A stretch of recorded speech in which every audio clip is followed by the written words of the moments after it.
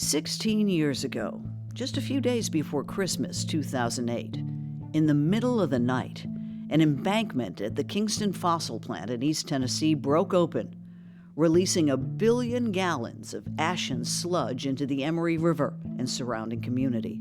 And although TVA officials were quick to say the coal ash was non-toxic, within a few years, many of the workers who cleaned up the site started getting sick.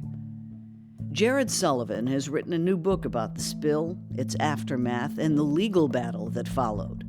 It's called Valley So Low: One Lawyer's Fight for Justice in the Wake of America's Great Coal Catastrophe. The book is out October 15th.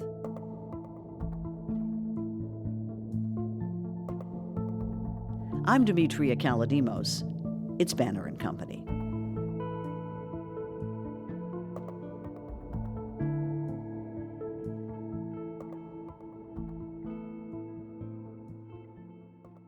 I can remember this case because, of course, I was here living in Tennessee and also working in media, but some people may not remember it. I'm not sure it made huge national news for an extended period of time. So it happened right before Christmas, and because it was right before Christmas, the national media was not fast to scramble reporters down here. I mean, everyone was already kind of checked out for the holidays.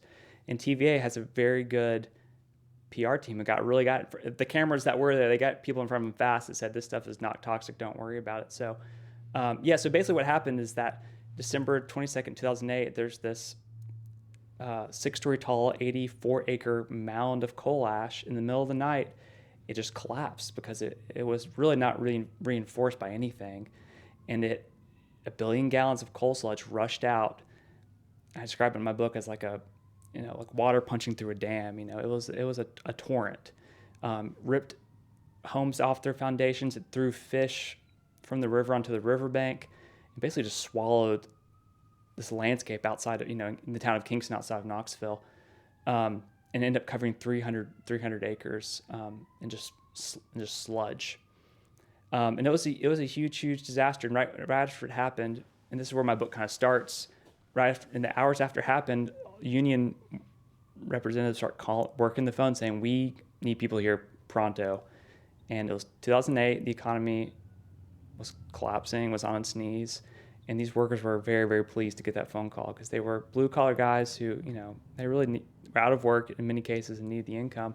So 900 people from around the country, a lot of them from East Tennessee, but also from far away as New York and Florida, kind of rushed to Kingston to start removing the sludge. And luckily, no one died in it, but it was still a huge calamity. And they wanted to get out of the river as fast as they could so it wouldn't migrate down from the Emory into the Clinch into the Tennessee. And it was just a fiasco.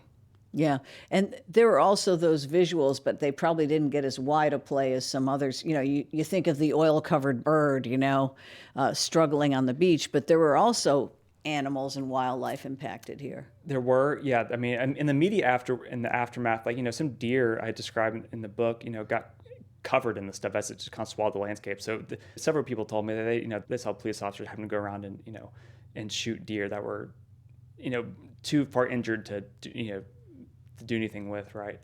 But yeah, birds got in it, and throughout the whole spill, the workers, I've seen pictures of the geese they found, dead geese around the job site that had drinking contaminated water or what have you. So it was highly toxic.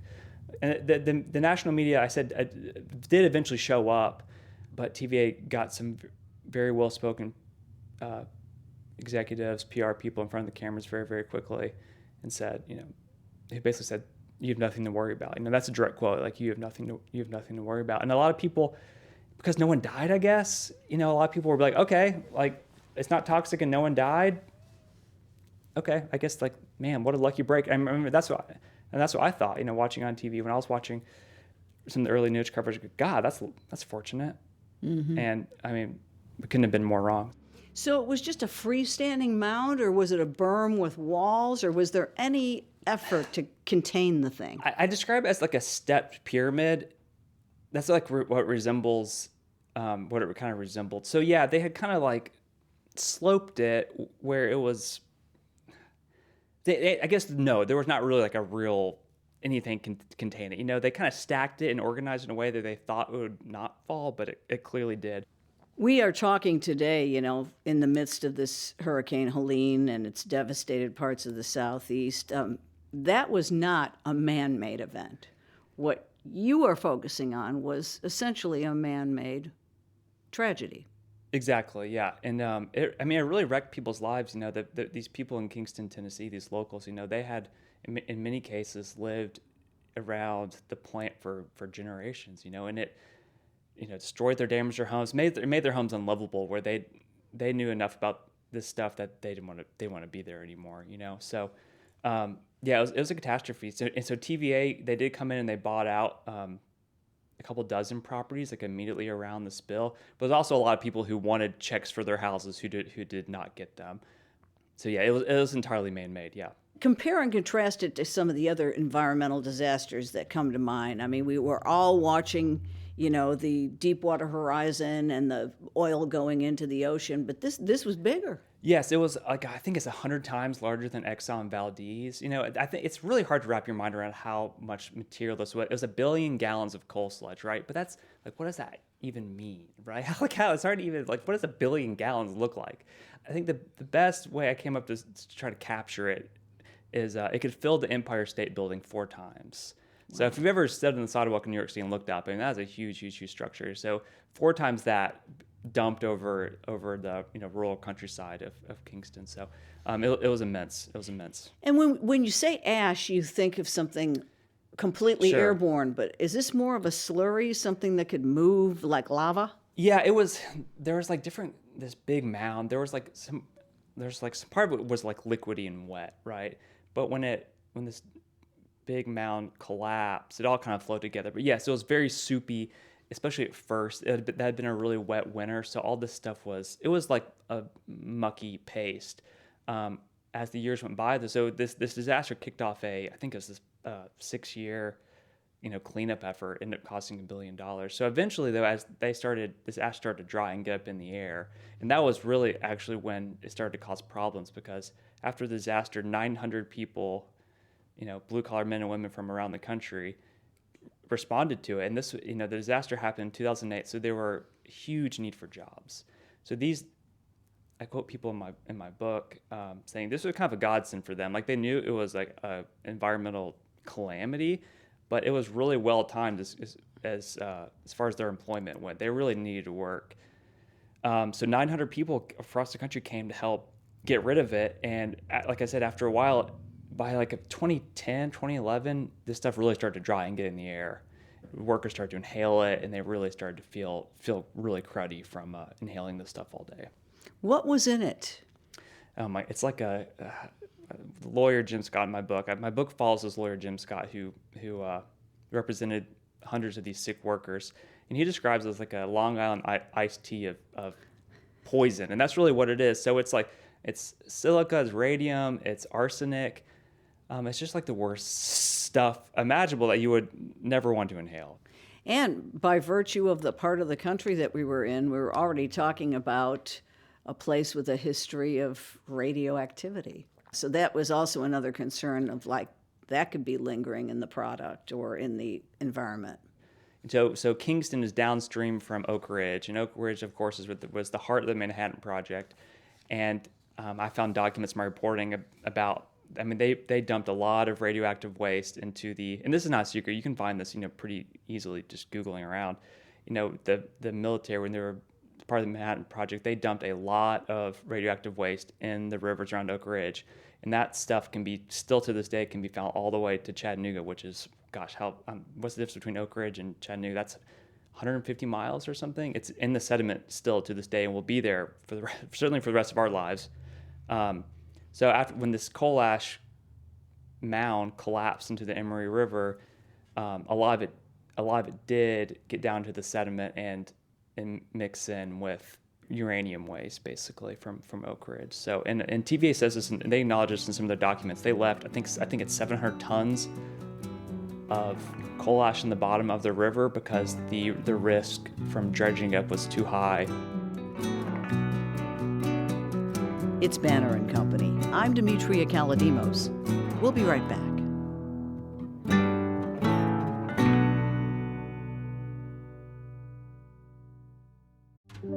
If you're interested in building a more thriving and inclusive community by turning thoughtful generosity into positive change, well, you might want to know about one of our sponsors here at Banner & Company, the Community Foundation of Middle Tennessee.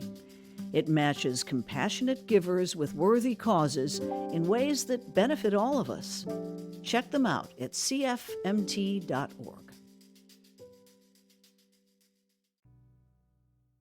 So you mentioned you start writing about this a full 10 years after the actual event. How'd you hear about it? I saw the local news coverage. I was very intrigued about the case. That Christmas, so it would have been Christmas of 2018, I went to Knoxville to see my little sister for Christmas. And I have a rule as a reporter. I try to just always work the phones, call people, no matter, and not do too much research before. Just if I have an impulse to find out something, just pick up the phone. So as I did, I picked up the phone and said, I called one of the lawyers and said, what is going on down here? I'd love to maybe talk to you about a story. And he goes, well, we have this ceremony commemorating the 10-year, of the collapse. So please come out. So I did, Well, my family, I think they went to a holiday mall. And I was like, I gotta go away for a while. So I went, and some of the people I met at this ceremony commemorating the 10-year disaster ended up being primary characters in my book. And once I met these people, I was like, this is the story I want to write. I mean, I was really fired up immediately because there's good, hardworking, honest people who, they were not going to die rich, right? But they were they were doing well for themselves, right? They had good union jobs, and then they got sick because they worked out in this coal ash, and TVA and their lead safety contractor, Jacobs Engineering, didn't provide them with respirators or dust masks after they asked for them. In many cases, and I should say Jacobs and TVA dispute much of my reporting. There's obviously a whole lawsuit about this where they said they did everything by the book. I do not personally believe they did, but they and your reporting documents that pretty thoroughly. I think there's 60 pages of notes, at least in my copy of the book at the end, which is very helpful and very impressive. Yeah, they were. Jacobs Engineering, TVA's lead safety contractor. They're not thrilled about this book coming out. They sent me a 25-page. I sent them a 20-something page fact-checking memo. They responded with their own 20-something page memo, just saying everything I report in my book is bunk. But I think I have a combination. I spent 5 years reporting this book, and I have a combination of witness testimony from people that saw things firsthand, but also tons of documents that I got through FOIA, I got through records requests that I think back up the story my book tells. So you're at this commemoration and you meet some of these people. Was it apparent to you that they were ill? Did they offer up that information? They were. So the ceremony, I should say, was 2 months after their case went to trial. And that case centered on whether TVA's contractor, Jacobs Engineering, had basically exposed them to danger by not providing them with dust masks. So that whole case was about their health. So yes, they were very open to talking about it because they had been accustomed to talking about it because of the trial that they just went through. Was it apparent? Yes. I mean, they were all, I feel like they all had inhalers and were walking, and these are walking around coughing, hacking up a lung. It sounded like to me like you'd have the flu.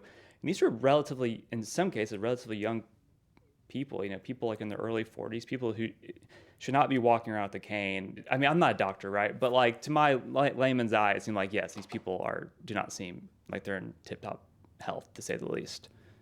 Talk a little bit about the relationship again between TVA and Jacobs Engineering. TVA knew it had a problem, needed a contractor to come in and do the cleanup because that's not something TVA does on its own. Had they been in partnership before? Let me start from the beginning. Okay. That's a great question. One of the biggest things I found in my reporting, I got from the National Archives, actually. I found a memo from 1964 where TVA's director of health at the time, wrote this memo to the head of TVA, functionally the head of TVA, saying, fly ash is blowing onto employees' cars at their Paradise, Kentucky plant, which is only 90 minutes from here or something.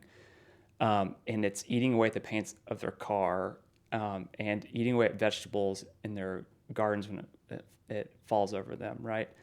So TVA is known as, and it said this stuff in the memo says this stuff has clearly like corrosive tendencies. I think is what it said. So TVA is known for a long time that this stuff is bad news, right?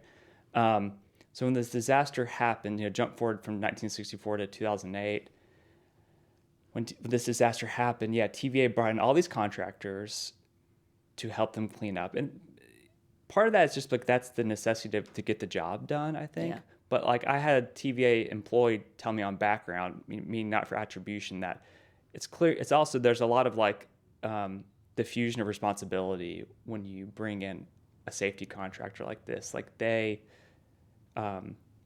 it's not on you if something goes wrong. It's the passing of the buck. It's a lot of passing of the buck. Again, that's according to someone who worked on the job site for on the Kingston job site for many years, and was employed by TVA for many years. That told me that. So I think his word's pretty good.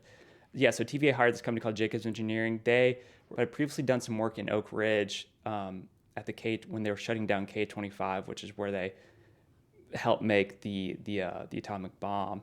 And they didn't have a great track record at K-25 either. That cleaning up that site, which is full of radioactive contamination, it was behind schedule, it was slow. It was not a well handled cleanups. But they're kind of a big dog, Jacobs, when it comes in this world of remediating these kinds of disasters. And according to my reporting, it was not adequate. I found a transcript using the Wayback Machine. Actually, I went back on TVA's website. That's a journalism tip for you right there. Internet Archive, Wayback Machine. I went back to 2009, I guess.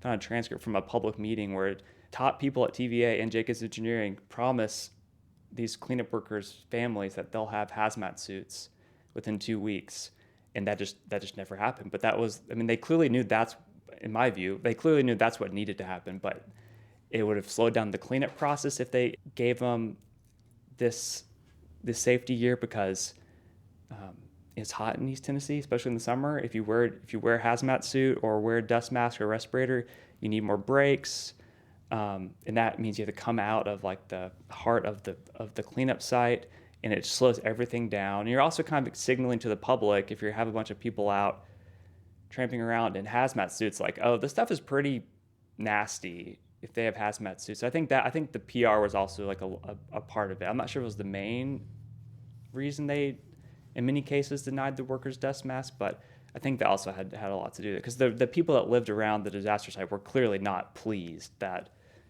their waterfront property is now covered in coal ash muck.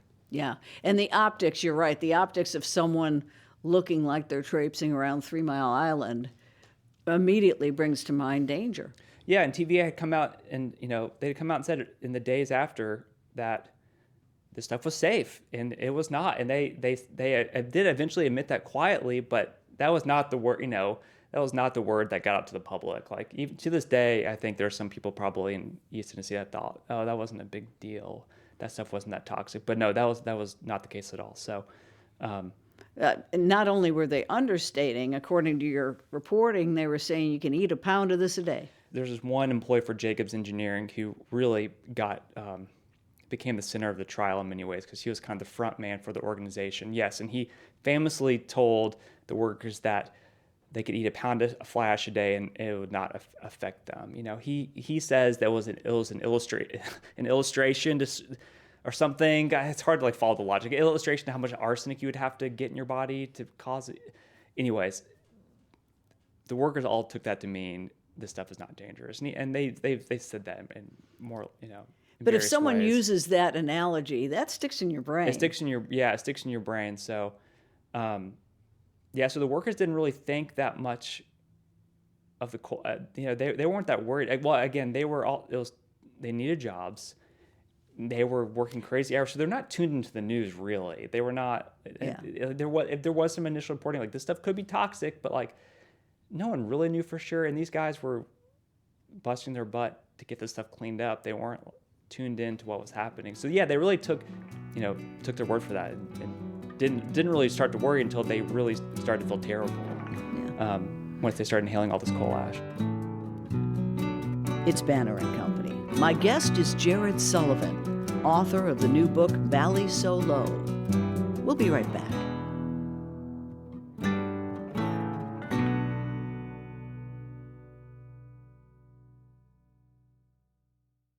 One of the people who inhaled coal ash was Billy Isley. Billy worked on the site of the Kingston spill for several years, helping with the cleanup.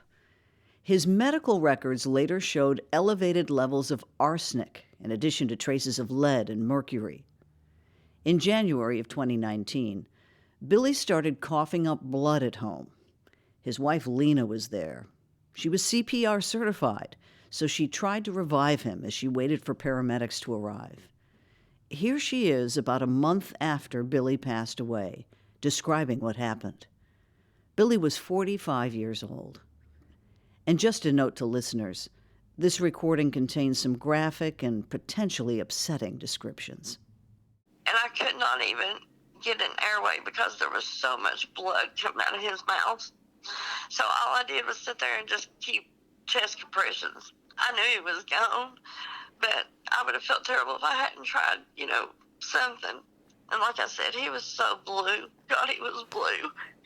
And they worked on him probably an hour here, and then they loaded him up, and I knew he was gone.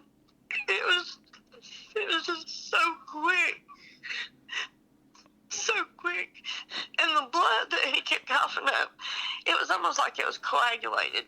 It was thick and dark. And that's usually when something is, coagulated and it don't look, like normal blood flow. There was like particles in the blood, little bits of black particles. And I kept thinking to myself, oh my God, I know what this is. And it was the first thing I thought of. It's this stupid coal ash, because every one of these guys, that's what's wrong with them, is their lungs have just give out and they don't, they can't breathe. And I think that his just overtook him, and he had no idea. He kept thinking that he was just, feeling sick, like he was getting a cold and he was tired. But that's not what it was.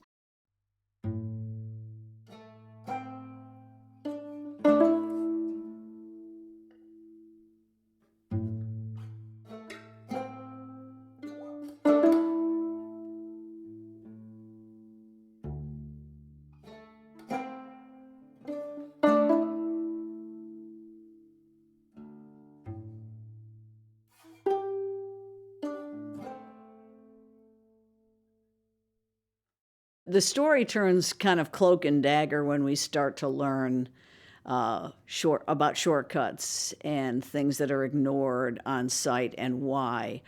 You mentioned like the respirators, the hazmat suits, but there was also something about the way they monitored the site that was kind of interesting. Yeah, so I should step back and say, like, the book, I wrote the book as like a legal thriller, basically, because I wanted these worker stories are almost like so heartbreaking. Like, it would have been hard to write a book. I need a character, a hero the reader could root for, right?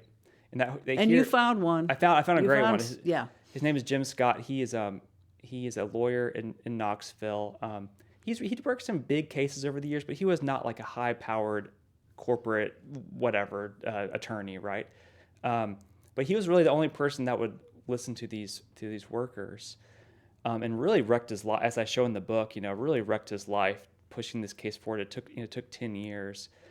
For a long time, he was the only person that believed them. So, yes, eventually Jim,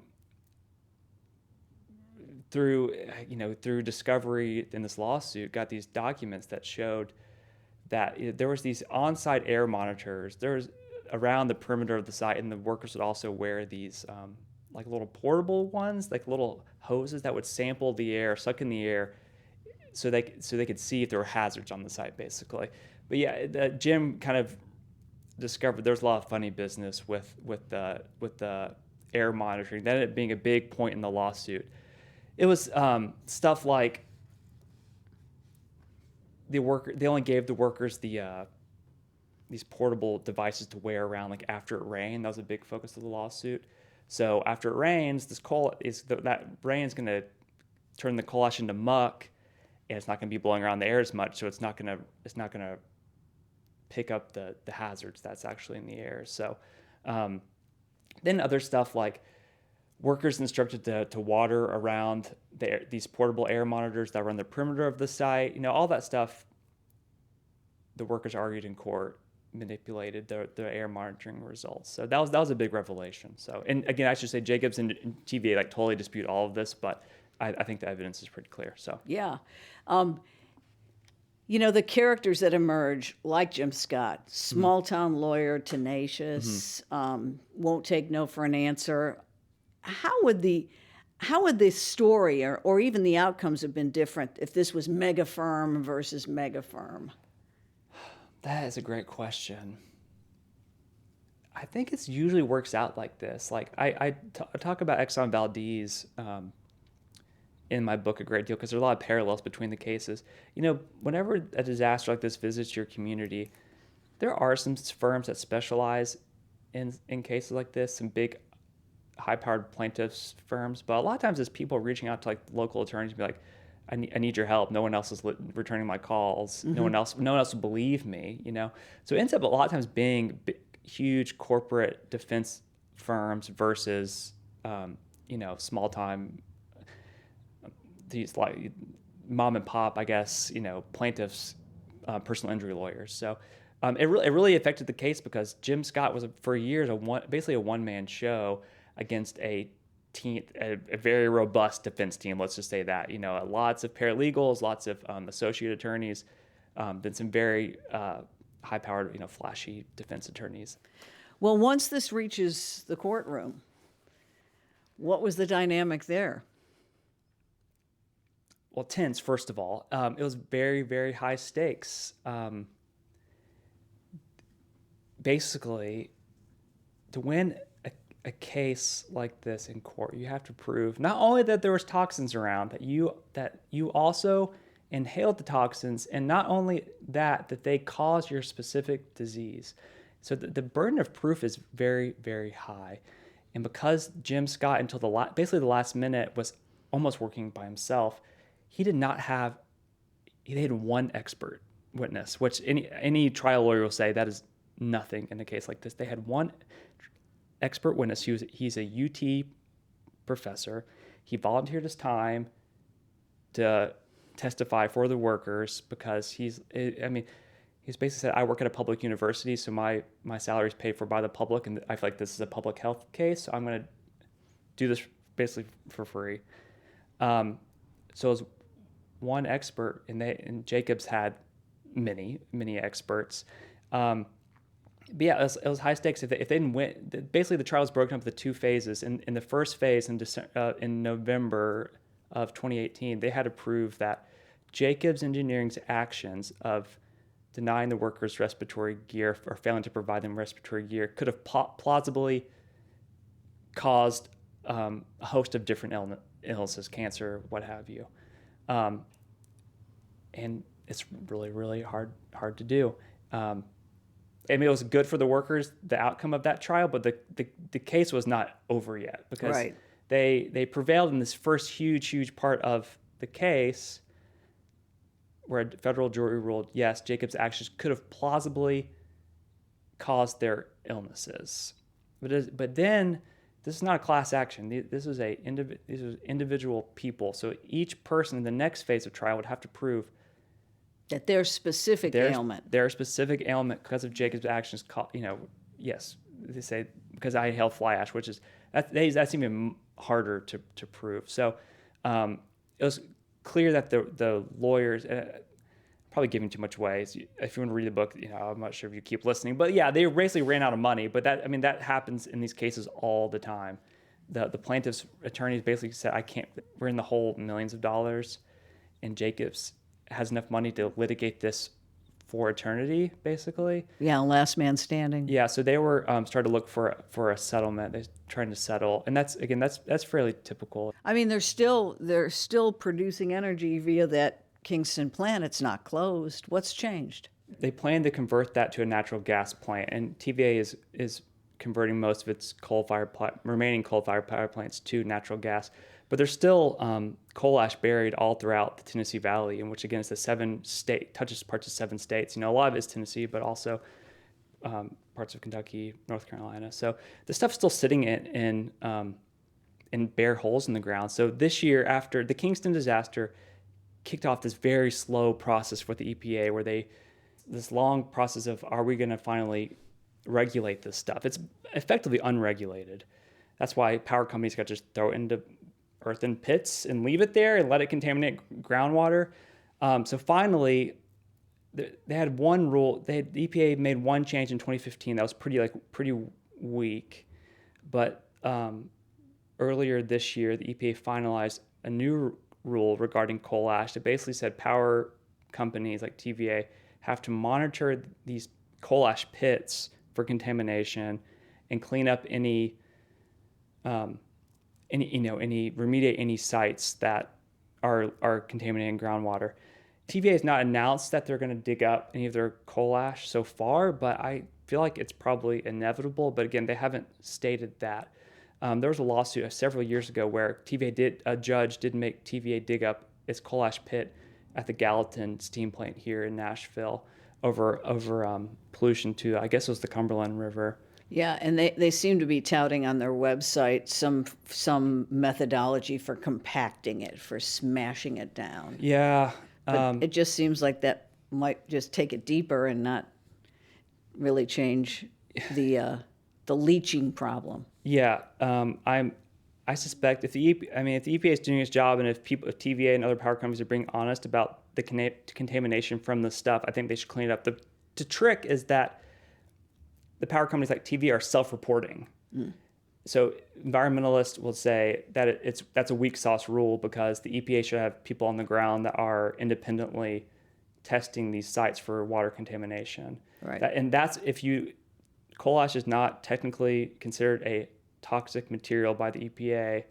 If it were, there would be independent EPA people at these coal ash ponds testing them, but that's not the case right now. So we have to kind of take power companies' word for it, and I'll leave it to you after reading the book if you want to take power companies' words for how clean they're being. So I should say something about TVA. I think TVA's PR team will read this book and think, like, I hate TVA, I want to burn it to the ground. I actually don't think that. I think it did a little history, like it was birthed during the New Deal by FDR, who drove through the Tennessee Valley on his way to get polio treatments in Warm Springs, Georgia, and he saw how impoverished this place was. Tennesseans in 1933, when TVA was created, made 45 cents on the dollar compared to the rest of the country. We were really hard up for money here. We made the average person in the Tennessee Valley in 1933 made $6,000 a year. I mean, that is hard living. And TVA, much to their credit, it really was a brilliant idea. They threw up all these hydroelectric dams at a time we really needed it, and it really helped lift this whole region out of poverty. So it really has an incredible backstory. I see it as a great example of like the good government can do when it's well managed, to benefit people. I think that's to me like the heartbreaking thing about TVA. Like, it has so much potential. I still think it has potential to do great things for the people of Tennessee and the whole Tennessee Valley region. It just has repeatedly chosen not to in recent years for a host of different reasons. So I don't want to burn TVA to the ground. I want the opposite, actually. I think it should be reformed and become a force for good, like it was for many, many decades. So I'm trying to be optimistic about TVA. We need them to be good. Like, we need them to be a great organization that can produce a lot of clean power. We would all benefit from that if we had endless amounts of clean energy. That would be a huge gift to this nation. Not just the people of Tennessee, but this nation, if they could figure out how to do that effectively. So I am, in a way, rooting for TVA. They probably will read my book and scoff at me saying that, but that is the truth.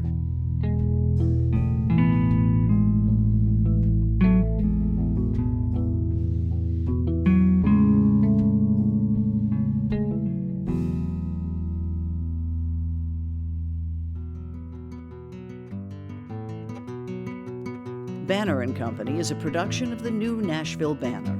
Our producers are Steve Harouche and Andrea Tudhope. Original music is by Verlin Thompson. Subscribe wherever you get your podcasts or go to NashvilleBanner.com. You're in good company.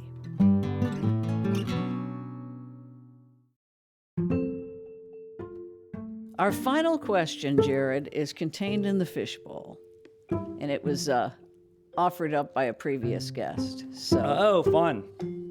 Here's from Miles Maley. If you're going on We're going to go on a trip. What movie stars, two, would you like to take with you? I would pay to not go on a trip with two movie stars. I would say you can go without me. I'll give you $1,000 to leave me at home. That sounds like absolutely zero fun. I did some celebrity profiles, when I was at Men's Journal, and celebrities are all like workaholic nightmares of people in my experience. So I would not want to hang out with any of them. The one I profiled Jeff Tweedy once of Wilco, and he seemed like a very sincere. I'm not sure if you call him a celebrity, but he was a cool dude. But otherwise, no, leave me at home, please. I like it.